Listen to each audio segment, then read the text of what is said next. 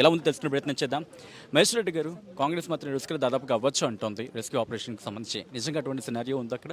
చూడండి, దాదాపు 8 రోజుల నుంచి ఇక్కడ నేషనల్ టీమ్స్ అన్నీ కూడా పనిచేస్తూ ఉన్నాయి. ఇన్సిడెంట్ జరిగినటువంటి వెంటనే ప్రధానమంత్రి గారు ముఖ్యమంత్రితో మాట్లాడడము, సహాయక చర్యల కోసం నేషనల్ మరి రెస్క్యూ టీమ్స్ అన్నీ కూడా పంపడం జరిగింది. పారామిలిటరీ కానివ్వండి, మిలిటరీ కానివ్వండి, నేవీ కానివ్వండి, అన్ని టీమ్స్ ఇక్కడ వచ్చి పనిచేస్తూ ఉన్నాయి. 8 రోజుల నుంచి మరి ఆ రెస్క్యూ టీం కోసం చివరి వరకు కూడా వాళ్ళు వెళ్ళి మరి అక్కడ యాక్సిడెంట్ జరిగినటువంటి ప్లేస్ని ఐడెంటిఫై చేశారు. నేను జియోలజికల్ సర్వే వాళ్ళు కూడా వచ్చేసి మరి అక్కడ 2 చోట్ల 4 మరి చిత్రాలు ఉన్నట్టుగా వాళ్ళు మరి గ్రహించగలిగినారు.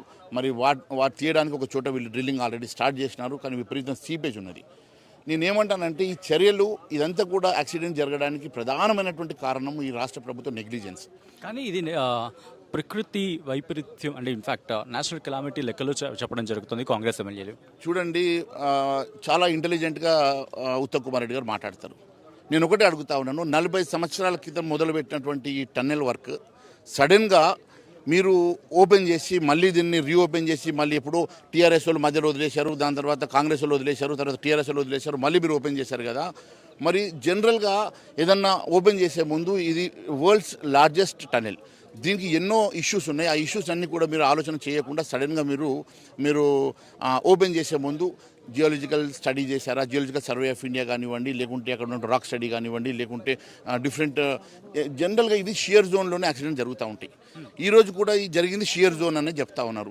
షియర్ జోన్ యాక్సిడెంట్స్ జరుగుతాయి అన్నప్పుడు అక్కడ మీరు ఎక్కడైతే సీపేజ్ వస్తుందో సీపేజ్కి గ్రౌటింగ్ చేయాలా, మరి వాటర్ వచ్చినటువంటి వాటర్కి డ్రైన్ అవుట్ చేయడానికి అక్కడ హోల్స్ ఉండాలా. ఎప్పుడో 30-40 ఏళ్ళ కింద ప్రాజెక్టు అవన్నీ హోల్స్ని కూరుకుపోయినాయి అంటున్నారు. మరి అవన్నీ హోల్స్ని కూడా మీరు రీఓపెన్ చేయలేదు.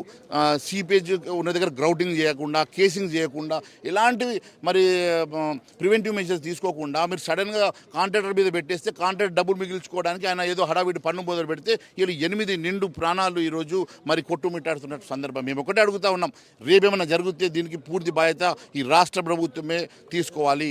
ఇది ఒకవేళ ఆ 8 మంది చనిపోతే ఇది ప్రభుత్వ హత్యలుగా మేము భావిస్తాం. మీరు వెంటనే ఇప్పుడు ఇలా రెస్క్యూ టీం వచ్చి ఇంతమంది 8 రోజుల నుంచి చేస్తూ ఉన్నారు. మంత్రులు మాత్రము షికార్కు వచ్చినట్టుగా హెలికాప్టర్లో వచ్చేసి మరి హెలికాప్టర్ వెళ్ళిపోవడము. ఏమి ఇక్కడ వారం రోజులు ఉండి ఇక్కడ ఉన్నటువంటి 8 నిండు ప్రాణాలు ఉన్నాయి. మరి వాళ్ళు కొట్టుమిట్టాడుతూ ఉన్నారు. ఇక్కడే ఉండి మీరు ఒక క్యాంప్ ఆఫీస్ పెట్టుకొని ఇక్కడే కూర్చొని మీరు ఎప్పటికప్పుడు సమీక్ష చేస్తే ఏమవుతుంది? మీరు ఇక్కడ నుంచి ప్రభుత్వ ధనంతో హెలికాప్టర్లు ఎక్కి హెలికాప్టర్లో పోయి తఫ్రీకి వస్తున్నారా? మీరు పిక్నిక్ వస్తున్నారా? మీరు ఏమిది? మీరు వచ్చినప్పుడల్లా ప్రోటోకాల్ కోసం ఆఫీసర్ పరిగెత్తాలా, మేము పంపడానికి ఆఫీసర్ ఉన్నంతసేపు ఆఫీసర్లు ఉండాలా? ఇది కాదు కదా. మీరు బాధ్యత తీసుకోవాలి. ఒకటి, ఈ ఇన్సిడెంట్ జరగడానికి పూర్తి బాధ్యత మీదే. ఒకవైపు పూర్తి బాధ్యత మీదే, మరోవైపు ఈరోజు కేంద్ర ప్రభుత్వం సహాయక చర్యలు పెద్ద ఎత్తున చేస్తున్న సందర్భంగా మీరు ఇక్కడ కనీసం వారికి తోడుపాటుగా మీరు ఇక్కడ ఉండి వారికి మరి సహాయ సహకారం చేస్తున్నప్పుడు సమీక్ష చేసుకొని వారికి అవసరం ఉంటున్న దాని ప్రకారం మీరు ఇక్కడ ఉంటే బాగుండేది కదా.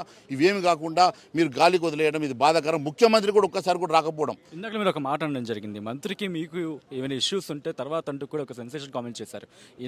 ఎందుకు ఆయన రాక విషయంలో దాన్ని లింకప్ చేస్తూ మీరు మాట్లాడడం జరిగింది? చూడండి బైసాబ్, నేను రాజకీయం చేయదలుచుకోలేదు. ఇది ఒక యాక్సిడెంట్ ఇది. కానీ మీరు అడుగుతున్నారు కాబట్టి చెప్తా ఉన్నాను. ముఖ్యమంత్రికి మంత్రికి మధ్యలో గ్యాప్ ఉంటే అది మీ మధ్యలో పెట్టుకోండి. ఈరోజు ఈయన ఉన్నాడు కాబట్టి, ఈయన డిపార్ట్మెంట్ కాబట్టి ముఖ్యమంత్రి వస్తలేడా, లేకుంటే దేనికోసం వస్తాడో నేను అడుగుతలేను. I'm not bothered about that. But it is the moral responsibility of the chief minister. ఒక్కసారి వచ్చి ఈ ప్రాంతంలో సందర్శించిపోయి ఉంటే బాగుండేది. ఆయన ఇక్కడ రాకుండా ఈరోజు ఆయనకు మధ్యలో గ్యాప్ ఉన్నదనో, లేకుంటే ఆయన డిపార్ట్మెంట్ నాకు సంబంధం లేదనో, let the minister take the whole responsibility అనో, ఆయన ఏ ఉద్దేశంతో వస్తలేడో నేను అడుగుతలేను. కానీ ఈరోజు 8 నిండు ప్రాణాలు ఈరోజు అక్కడ కొట్టుమిట్టాడుతున్న సందర్భంగా సమీక్ష చేయాలని, రెస్క్యూ టీంని పంపాలని, ఇక్కడికి వచ్చి సందర్శించాలన్న కనీస బాధ్యత మీ రాష్ట్రంలో జరిగిన ఇన్సిడెంట్కి కనీస బాధ్యత తీసుకోవాల్సిన బాధ్యత ముఖ్యమంత్రి మీద కూడా లేదా, మంత్రి గారి మీద లేదని అడుగుతున్నాను. Thank you so much Eleti Mahesh Reddy garu. మొత్తంగా అయితే మాత్రం ఆయన అడుగుతోంది ఒకటే, ఈ ఘటనకు సంబంధించి ఏవైనా జరిగితే బాధ్యతలకు అది పూర్తి బాధ్యత కాంగ్రెస్